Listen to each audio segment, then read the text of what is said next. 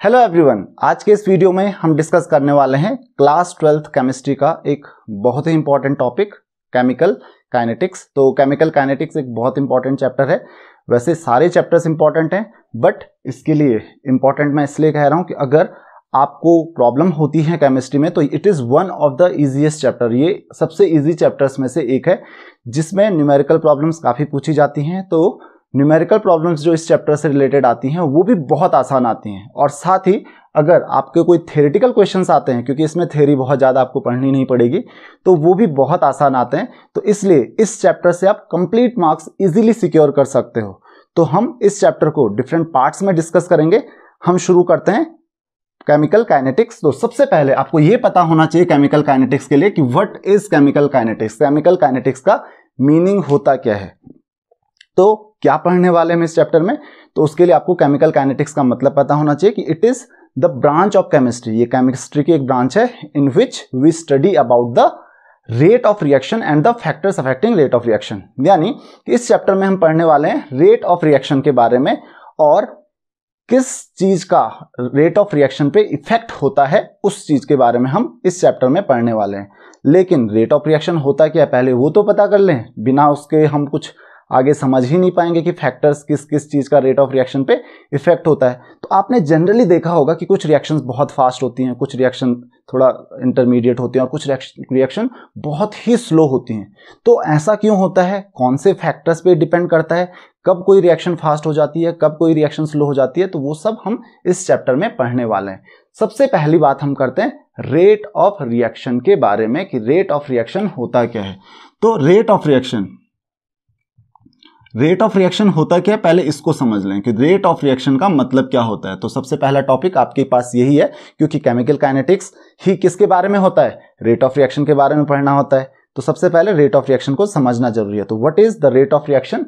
तो उसके लिए आपको पता है कि कोई भी रिएक्शन अगर होती है तो यहाँ पे रिएक्टेंट है, रिएक्टेंट कन्वर्ट होता है हमेशा प्रोडक्ट में। रिएक्टेंट क्या फॉर्म करता है, हमेशा एक प्रोडक्ट फॉर्म करता है। तो रिएक्टेंट हमेशा कन्वर्ट होता है एक प्रोडक्ट में। अब जब रिएक्टेंट हमेशा एक प्रोडक्ट में कन्वर्ट होता है तो आपको पता है कि जो रिएक्टेंट की क्वांटिटी होती है, रिएक्टेंट का जो कंसंट्रेशन होता है, जैसे जैसे रिएक्शन बढ़ती रहती है रिएक्टेंट की क्वांटिटी, रिएक्टेंट का कंसंट्रेशन धीरे धीरे कम होता रहता है। उसी तरीके से जो प्रोडक्ट है, प्रोडक्ट का कंसंट्रेशन, क्योंकि प्रोडक्ट बनता रहता है तो प्रोडक्ट का कंसंट्रेशन धीरे धीरे बढ़ता रहता है। तो आप ये कह सकते हो कि रेट ऑफ रिएक्शन क्या होता है। Rate of reaction can be defined as the decrease in concentration of reactant, क्योंकि रिएक्टेंट धीरे धीरे डिक्रीज हो रहा है, और increase in concentration of product with respect to time. Time के साथ इस तरीके से रेट ऑफ रिएक्शन यानी कि कंसंट्रेशन ऑफ रिएक्टेंट डिक्रीज हो रहा है और कंसंट्रेशन ऑफ प्रोडक्ट इंक्रीज हो रहा है, that is called rate of reaction. तो we can say that rate of reaction is equal to decrease in concentration of reactant. ये चीज ध्यान रखना, decrease in concentration of reactant. किसके कंसंट्रेशन में, रिएक्टेंट के कंसंट्रेशन में डिक्रीज हो रहा है, और डिवाइडेड बाय, क्योंकि किसके रिस्पेक्ट में बोला जा रहा है, टाइम की रिस्पेक्ट में, तो डिवाइडेड बाय क्या हो जाएगा, ये टाइम हो जाएगा। उसी तरीके से आप इसको इस तरीके से भी डिफाइन कर सकते हो कि that is also equal to increase in concentration of product, increase in concentration of product with respect to time. तो डिवाइडेड बाय ये क्या हो जाएगा, टाइम हो जाएगा। तो बड़ा सिंपल सा ये रेट ऑफ रिएक्शन का कॉन्सेप्ट है। तो आई होप कि आपको रेट ऑफ रिएक्शन पता चल गया होगा कि that can be defined as decrease in concentration of reactant with respect to time, और increase in concentration of product with respect to time. अगर मान लेते हैं कि आपके पास जो रिएक्टेंट का कंसंट्रेशन था R1, शुरू में R1 मान लेते हैं, तो R1 मान लेते हैं कि this is concentration of reactant. ये क्या है, कंसंट्रेशन ऑफ रिएक्टेंट। कब, at time T1। Time T1 पे कंसंट्रेशन ऑफ रिएक्टेंट क्या था, R1 था। और P1 मान लेते हैं, P1 is equal to concentration of reactant, नहीं ये प्रोडक्ट का कंसंट्रेशन हो जाएगा। तो प्रोडक्ट का कंसंट्रेशन था कितना उस समय, P1 शुरू में, यानी कि टाइम T1 पे इतना कंसंट्रेशन था प्रोडक्ट का। अगर मैं R2, कुछ टाइम के बाद कंसंट्रेशन रिएक्टेंट का धीरे धीरे कम होता रहेगा तो R2 पे आ जाएगा। तो मान लेते हैं कंसंट्रेशन ऑफ रिएक्टेंट जो है ये कब आ जाता है, at time T2। Time T2 पे ये कंसंट्रेशन हो जाता है रिएक्टेंट का। और उसी तरीके से जो प्रोडक्ट का कंसंट्रेशन है P2 मान लेते हैं, that is concentration of product. कब, वो भी टाइम T2 पे, तो टाइम T2 पे P2 कंसंट्रेशन हो गया प्रोडक्ट का। तो अगर मैं रेट ऑफ रिएक्शन को यहां से डिफाइन करूं कि रेट ऑफ रिएक्शन क्या हो जाएगा यहां से, rate of reaction can be equal to, देखिए decrease in concentration of reactant, शुरू में कितना था R1 और अब कितना हो गया R2, तो शुरू में मान लेते हैं 10 था और अब मान लेते हैं 4 हो गया, तो कितना कम हुआ, कितना डिक्रीज हुआ, दैट इज 10 - 4, यानी कि शुरू में R1 था और अब R2 हो गया, तो कितना डिक्रीज हुआ है, that is equal to R1 - R2, that is decrease in concentration of reactant divided by time taken. तो टाइम शुरू में T1 था अब T2 हो गया, तो टोटल टाइम कितना लिया होगा इसने, दैट इज T2 - T1। उसी तरीके से that is also equal to increase in concentration of product, तो प्रोडक्ट तो बढ़ेगा, तो शुरू में मान लेते हैं प्रोडक्ट कितना था P1 था और अब बढ़ के वो P2 हो गया, तो इंक्रीज कितना हुआ, that is P2 - P1 divided by T2 - T1। अब जो चेंज इन कंसंट्रेशन होता है तो उसको हम किससे डिनोट करते हैं, डेल्टा R से, change in concentration of reactant, और वो चेंज क्या होता है, फाइनल माइनस इनिशियल, ये ध्यान रखना, दैट इज R2 - R1। उसी तरीके से डेल्टा P से आप डिनोट कर सकते हो किसको, दैट इज P2 - P1, और उसी तरीके से डेल्टा T से आप डिनोट कर सकते हो किसको, दैट इज T2 - T1 को आप डेल्टा T लिख सकते हो। तो आप ये कह सकते हो यहाँ पे कि रेट ऑफ रिएक्शन जो आ रहा है आपके पास, that is equal to how much, that is, देखिए R2 - R1 is delta R, तो R1 - R2 क्या हो जाएगा, that is minus delta R by T2 - T1 is delta T, that is time interval कितना हो रहा है। उसी तरीके से P2 - P1 यानी कि आप इसको लिख सकते हो P2 - P1 को क्या लिख सकते हो आप, डेल्टा P, क्योंकि यहाँ पे डेल्टा P यानी कि change in concentration of product, तो P2 - P1 या डेल्टा P लिख सकते हो, क्लियर, P2 लिखने की जरूरत नहीं है, डिवाइडेड बाय डेल्टा T, तो change in concentration of product. यहाँ पे माइनस साइन ये शो कर रहा है कि रिएक्टेंट का जो कंसंट्रेशन है वो डिक्रीज होता है। तो आई होप कि आपको इतनी चीज समझ में आ गई होगी। अच्छा, तो ये रेट ऑफ रिएक्शन का कॉन्सेप्ट तो कंप्लीट हो गया। अब बात आती है एक नए कॉन्सेप्ट की, दूसरे कॉन्सेप्ट की, जिसको हम कहते हैं इंस्टेंटेनियस रेट ऑफ रिएक्शन। अब इंस्टेंटेनियस रेट ऑफ रिएक्शन क्या होता है, इंस्टेंटेनियस रेट ऑफ रिएक्शन का मीनिंग क्या होता है, नाम से ही पता चलता है इंस्टेंटेनियस। जैसे कि आपने क्लास 11th में मैंने आपको बहुत डिटेल में बताया था, फिजिक्स में ये टर्म्स आती हैं, जैसे instantaneous velocity, instantaneous acceleration and so many terms. तो ऐसी बहुत सारी टर्म्स आती हैं आपके पास। इंस्टेंटेनियस नाम से ही पता चल रहा है, इंस्टेंटेनियस। इंस्टेंटेनियस का मतलब क्या हुआ, एक बहुत ही स्मॉल इंटरवल ऑफ टाइम के लिए, बहुत इंस्टेंट ऑफ टाइम के लिए। तो अगर आपको क्या करना है, किसी बहुत स्मॉल इंटरवल ऑफ टाइम के लिए आपको रेट ऑफ रिएक्शन पता करना है, तो that is known as instantaneous rate of reaction. So you can say that the rate of reaction for a very small instant of time is known as rate of instantaneous rate of reaction. So you can say that instantaneous अगर instantaneous rate of reaction की बात करें, rate of reaction is equal to instantaneous rate of reaction कह सकते हो आप, that is equal to क्या हो जाता है, that is equal to limit, आप कह सकते हो limit delta t tends to zero, limit delta T tends to zero. ये तो आपको पता ही है, delta T tends to zero का मतलब क्या हुआ कि जो डेल्टा टी है यानी कि जो टाइम ले रहे हो आप वो टेंस टू जीरो ले रहे हो, ऑलमोस्ट जीरो ले रहे हो, जीरो के आसपास, बहुत छोटा सा टाइम होता है, बहुत स्मॉल इंटरवल ऑफ टाइम होता है।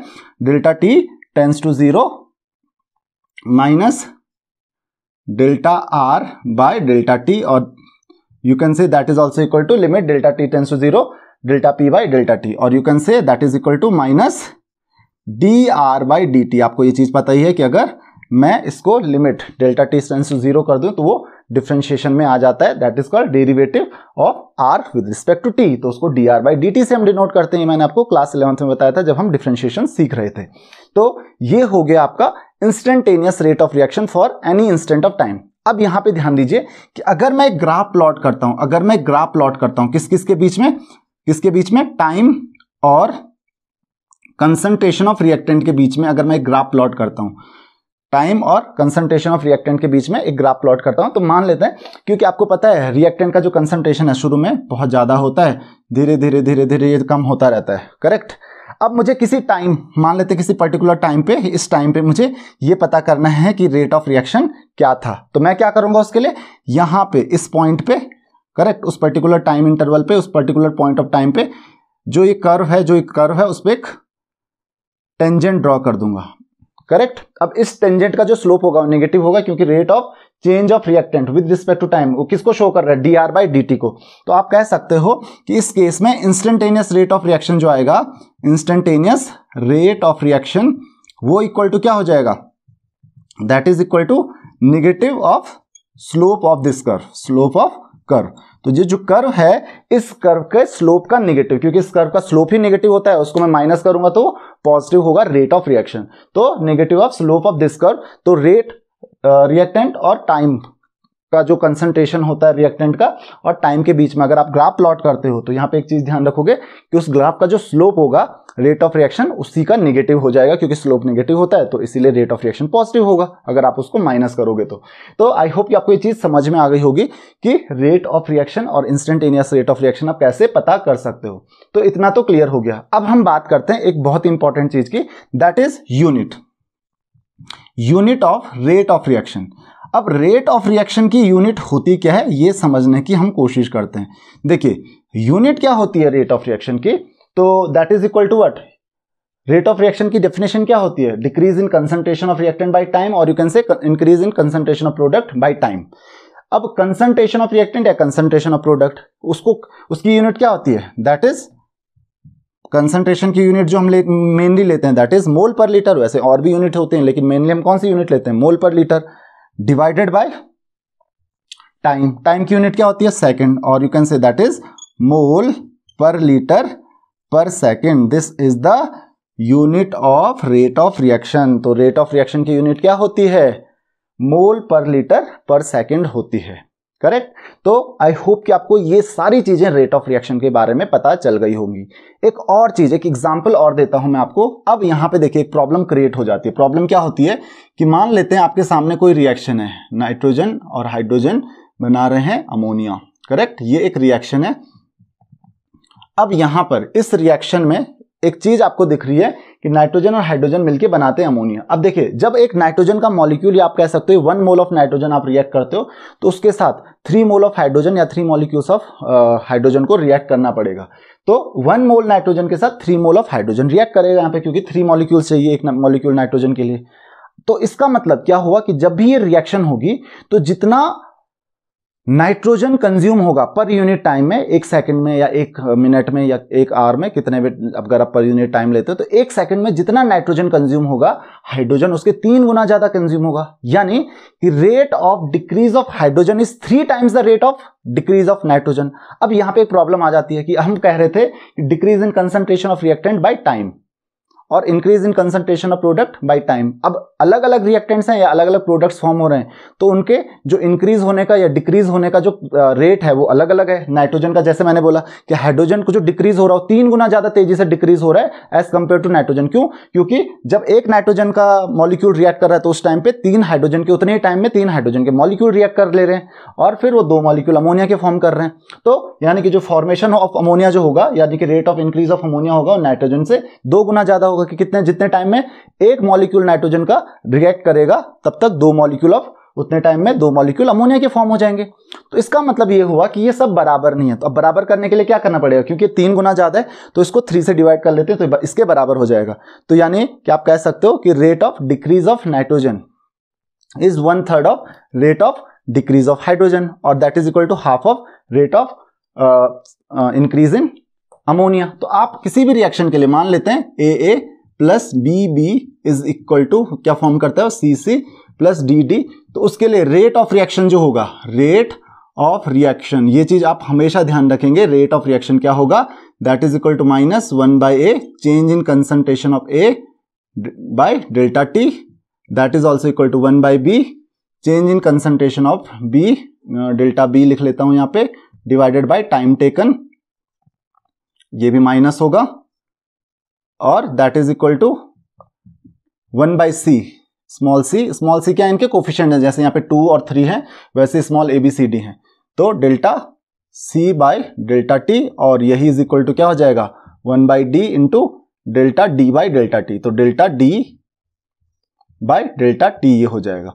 तो ये चीज आपको ध्यान रखनी है कि ये सारी चीजें बराबर होती हैं इसके रेट ऑफ रिएक्शन के। और ये मैंने डिवाइड क्यों किया, ये आपको पता चल गया होगा कि जितना क्योंकि उसका कोफिशिएंट होगा उसका रेट ऑफ इंक्रीज या डिक्रीज क्या होगा, उतने टाइम्स हो जाएगा as compare to other reactant. तो इसीलिए उसके कोफिशिएंट को उससे क्या करना पड़ता है, डिवाइड करना पड़ता है। अब किसी भी इक्वेशन में मान लेते हैं यहाँ पे आपको बोला गया है, आपको क्वेश्चन में गिवन है या आपको पता करना है, जैसे रेट ऑफ रिएक्शन गिवन है तो rate of reaction equal to इतना हो जाएगा।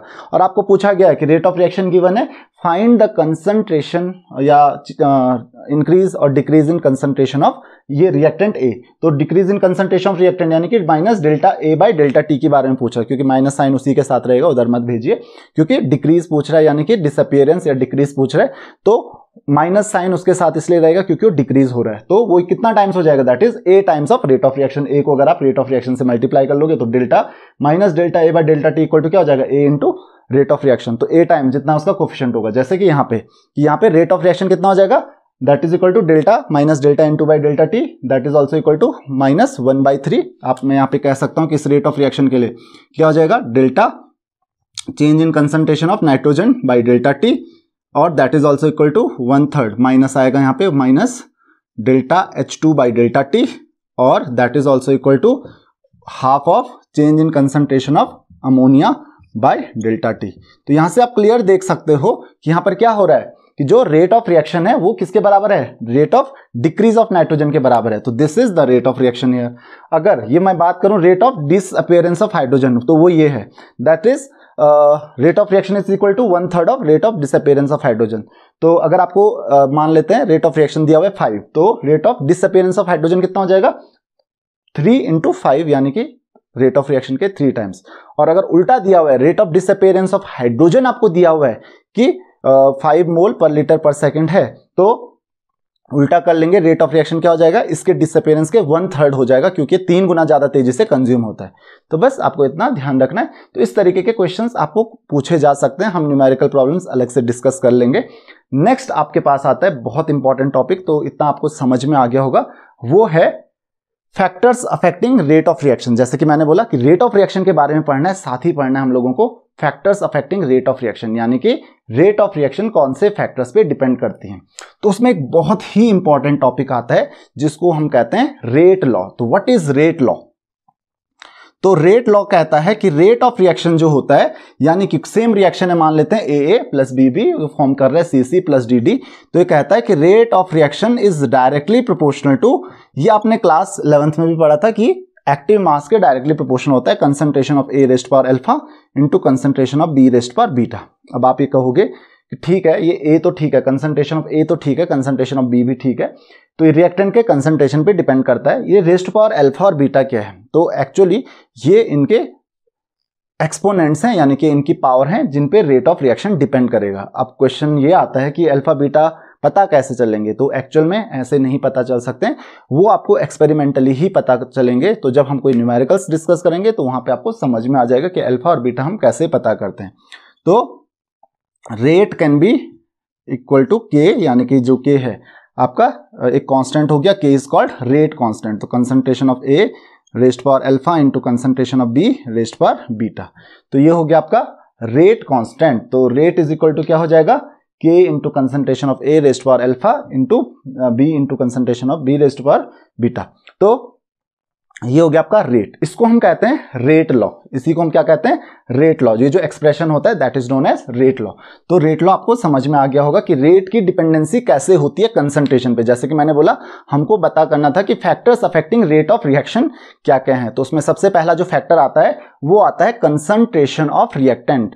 कंसंट्रेशन ऑफ रिएक्टेंट पे रेट ऑफ रिएक्शन किस तरीके से डिपेंड करती है वो हमको ये पता चल गया, लेकिन ये अल्फा बीटा हमको एक्सपेरिमेंटली ही पता चल सकते हैं।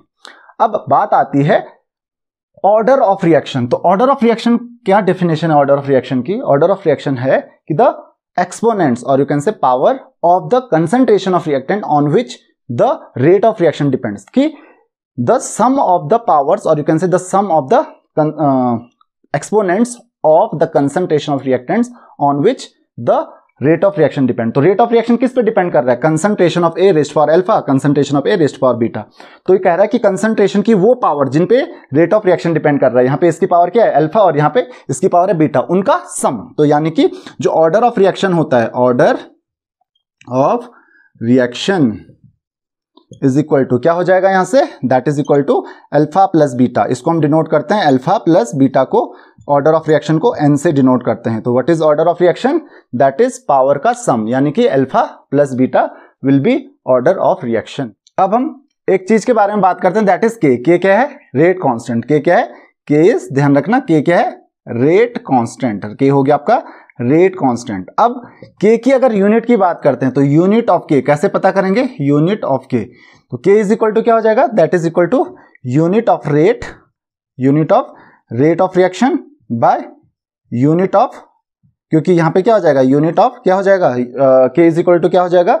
Rate divided by concentration of A raised for alpha into concentration of B raised for beta. तो यहां से यूनिट पता करते हैं, तो that will be equal to unit of rate क्या हो जाता है? मोल पर लीटर पर सेकंड। अभी आपको पता है मोल per litre per second divided by unit of A. Unit of A क्या हो जाएगा?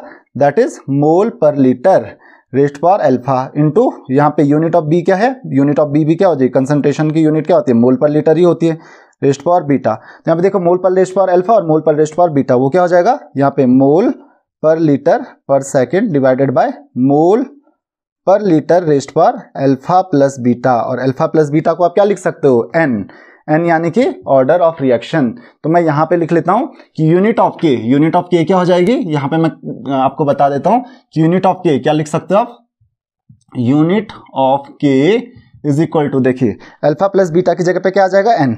और ये मोल पर लीटर यहां भी है, एक मोल पर लीटर यहां पे भी है, यहां पे मोल पर लीटर की पावर 1 है और यहां पे अल्फा प्लस बीटा यानी कि एन है। तो ये वैल्यू क्या हो जाएगी? यूनिट ऑफ के इज इक्वल टू क्या हो जाएगी? मोल पर लीटर, न्यूमरेटर में 1 है पावर और डिनोमिनेटर में कितनी है? n। तो 1 माइनस n हो जाएगी पावर, यानी कि मोल per litre rest power 1 minus n पर सेकंड। पर सेकंड भी यहाँ पे बचा हुआ है, तो मोल पर लीटर रेस्ट पावर, ये ध्यान रखना, मोल पर लीटर रेस्ट पावर क्या आ रही है यहाँ पे? 1 माइनस n डिवाइडेड बाय पर सेकंड यहाँ पे आ रही है। यानी कि जो यूनिट है के की वो इंडिपेंडेंट नहीं है, यानी कि कोई फिक्स यूनिट के की नहीं होती है, वो डिपेंड करता है एन पे, यानी कि ऑर्डर ऑफ रिएक्शन पे। ऑर्डर ऑफ रिएक्शन के लिए अगर जैसे जैसे ऑर्डर ऑफ रिएक्शन चेंज होता रहेगा, यूनिट ऑफ जो के है वो भी चेंज होती रहेगी। तो अलग अलग ऑर्डर के लिए यूनिट के की अलग अलग हो जाएंगी। तो इसका मतलब एक चीज है कि अगर आपको ऑर्डर ऑफ रिएक्शन पता है तभी आप यूनिट ऑफ के पता कर सकते हो, या फिर उल्टा है, अगर आप यूनिट ऑफ के पता है वहां से आप ऑर्डर ऑफ रिएक्शन भी पता कर सकते हो। एक शॉर्टकट आपको बता देता हूं कि अगर आपके पास जीरो ऑर्डर रिएक्शन है, अगर ऑर्डर क्या है, मान लेते हैं ऑर्डर ऑफ रिएक्शन क्या है? 0 है, और यहाँ पे यूनिट ऑफ के की बात करते हैं, यूनिट ऑफ के। तो अगर ऑर्डर 0 है तो यूनिट ऑफ के देखिए 0 रखिए तो क्या हो जाएगी? मोल पर लीटर पर सेकंड। अगर यूनिट ऑर्डर 1 है तो n की वैल्यू 1 पुट कीजिए तो मोल पर लीटर रेस्ट पावर 0 हो जाएगा, केवल क्या बचेगी? पर सेकंड बचेगी।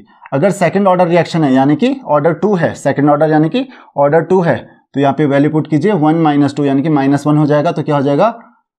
पर मोल लीटर पर सेकंड। उसी तरीके से 3 है तो वैल्यू 3 रखिए तो क्या हो जाएगा? मोल 1 माइनस 3 यानी कि -2, तो मोल की पावर -2, लीटर की पावर 2 पर सेकंड। तो यानी कि हर ऑर्डर के लिए अलग अलग वैल्यूज आपको यहाँ पे मिल रही हैं। तो इसका मतलब अलग अलग ऑर्डर के लिए अलग अलग यूनिट हो जाएंगी। अगर आपको यूनिट पता है तो आप वहां से ऑर्डर ऑफ रिएक्शन भी पता कर सकते हो। तो आई होप कि आपको इतना समझ में आ गया होगा। तो this is about the unit of के। इतना हो गया। अब हम बात करते हैं एक बहुत ही इंपॉर्टेंट टॉपिक की, दैट इज मॉलिक्यूलैरिटी ऑफ रिएक्शन। तो मॉलिक्यूलैरिटी ऑफ रिएक्शन क्या होती है? देखिए किसी भी रिएक्शन की मॉलिक्यूलैरिटी का मतलब क्या होता है कि उसकी जो एलिमेंट्री रिएक्शन होती है। अब एलिमेंट्री रिएक्शन क्या होती है कि जो रिएक्शन आप सिंप्लीफाइड फॉर्म में लिखते हो, यानी कि किसी, जैसे ये रिएक्शन हो गई, दिस इज एलिमेंट्री रिएक्शन। तो एलिमेंट्री रिएक्शन में जो number of molecules of reactant जो पार्टिसिपेट कर रहे हैं उसी को हम क्या कहते हैं? मॉलिक्यूलैरिटी कहते हैं। एलिमेंट्री रिएक्शन में ध्यान रखना कोई एक्सेस ऑफ मल्टीपल नहीं होनी चाहिए। ऐसे नहीं कि आप इसको 2 से मल्टीप्लाई कर दो तो एलिमेंट्री नहीं हो। सिंपलेस्ट होल नंबर रेशियो में रहनी चाहिए, होल नंबर में रहना चाहिए, फ्रैक्शन में नहीं रहना चाहिए। तो उसको हम कहते हैं मॉलिक्यूलैरिटी। फॉर एग्जांपल अगर मैं इस रिएक्शन की बात करूं, N2O4 is forming NO2, 2NO2, तो यहाँ पे कितने मॉलिक्यूल्स ऑफ रिएक्टेंट हैं जो पार्टिसिपेट कर रहे हैं एलिमेंट्री रिएक्शन में? एक ही है, तो इसकी मॉलिक्यूलैरिटी हो जाएगी 1, यानी कि this is also called unimolecular reaction. ये हो गई आपकी यूनिमॉलिक्यूलर रिएक्शन।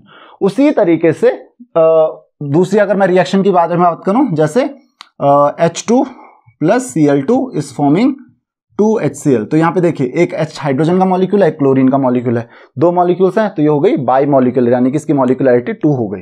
या फिर यहाँ पे देखिए इसी रिएक्शन के बारे में बात करें तो इसका एक मॉलिक्यूल है और इसके 3 है, तो इसकी मॉलिक्यूलरिटी हो गई 4। यानी कि जस्ट एक रिएक्शन आप लिखोगे, एलिमेंट्री रिएक्शन लिखोगे, आपको उससे मॉलिक्यूलरिटी का पता चल जाएगा। तो यही डिफरेंस होता है मॉलिक्यूलरिटी और जो ऑर्डर ऑफ रिएक्शन है, इन दोनों के बीच में यही डिफरेंस होता है मेन, कि ये जस्ट ऑर्डर, केवल आप रिएक्शन लिखोगे तो उससे आपको मॉलिक्यूलरिटी पता चल जाएगी, लेकिन ऑर्डर नहीं पता चलेगा। ऑर्डर के लिए आपको अल्फा बीटा की वैल्यू पता करनी होगी और वो एक्सपेरिमेंटली ही आपको पता चल सकती है। दूसरी चीज, मॉलिक्यूलरिटी जो है ना, वो कभी भी फ्रैक्शन में नहीं होती है, वो हमेशा सिंपल होल नंबर में होती है, 1 2 3 4 इस तरीके से। जो आपकी रेट ऑफ रिएक्शन में जो ऑर्डर ऑफ रिएक्शन आता है, ऑर्डर ऑफ रिएक्शन आपका फ्रैक्शन में भी हो सकता है, तो इसका आपको ध्यान रखना है। देन लास्ट में एक टॉपिक डिस्कस कर लेते हैं, उसके बाद हम बाकी टॉपिक्स, अगला चैप्टर जो है, अगला टॉपिक जो है काफी इंपॉर्टेंट होने वाला है, जहां पे हम जिससे रिलेटेड न्यूमेरिकल सबसे ज्यादा पूछे जाते हैं। तो हम बात करते हैं स्यूडो फर्स्ट ऑर्डर रिएक्शन की। अब कुछ रिएक्शन देखो, स्यूडो से क्या समझते हैं आप? स्यूडो का मतलब होता है फॉल्स, यानी कि जो गलत हमको इंफॉर्मेशन दे रहा है उसको हम कहते हैं pseudo. First order reaction, first order यानी कि जिसका ऑर्डर 1 है। स्यूडो फर्स्ट ऑर्डर यानी कि ऑर्डर 1 है नहीं, लेकिन वो कह रहा है कि मेरा ऑर्डर 1 है। यानी कि ऐसी chemical reaction, the reactions in which seems to be of first order but are not actually of the first order reaction are called pseudo first order reaction। एक बार फिर से समझ लीजिए, ऐसी रिएक्शन जो लगती हैं कि फर्स्ट ऑर्डर रिएक्शन है, लेकिन एक्चुअल में फर्स्ट ऑर्डर की रिएक्शन होती नहीं है, उनको हम कहते हैं pseudo फर्स्ट ऑर्डर रिएक्शन। अब ऐसा क्यों होता है वो समझते हैं एक एग्जाम्पल की हेल्प से।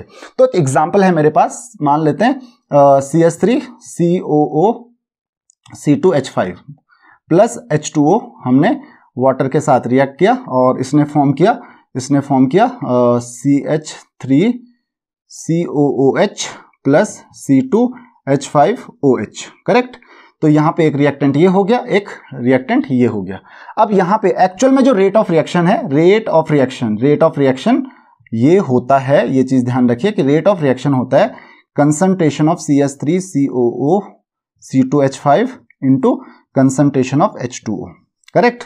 तो यानी कि एक्चुअल में ये, अगर इस रिएक्शन के मैं बारे में बात करूं, सबका अलग अलग हो सकता है, तो यहाँ पे इसकी पावर 1 है, इसकी पावर 1 है, इन दोनों का सम हो गया 2। एक्चुअल में ये रेट ऑफ रिएक्शन जो है यहाँ पे 2 है, ये 1 नहीं है।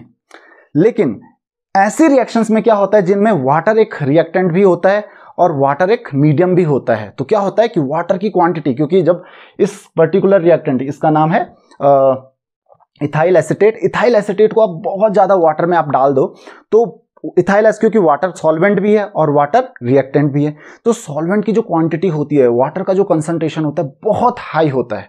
अब वाटर का कंसंट्रेशन बहुत हाई होगा, उसकी वजह से वाटर का कंसंट्रेशन जैसे जैसे रिएक्शन होती रहेगी, क्योंकि वाटर बहुत ज़्यादा है, मान लीजिए इतना ज़्यादा वाटर अगर है और रिएक्शन होती जा रही है, तो वाटर भी कंज्यूम हो रहा है रिएक्शन में, तो क्योंकि ये बहुत कम है, तो वाटर का जो कंसंट्रेशन है वो उसमें जो चेंज आएगा वो तो ना के बराबर आएगा। ना के बराबर क्यों?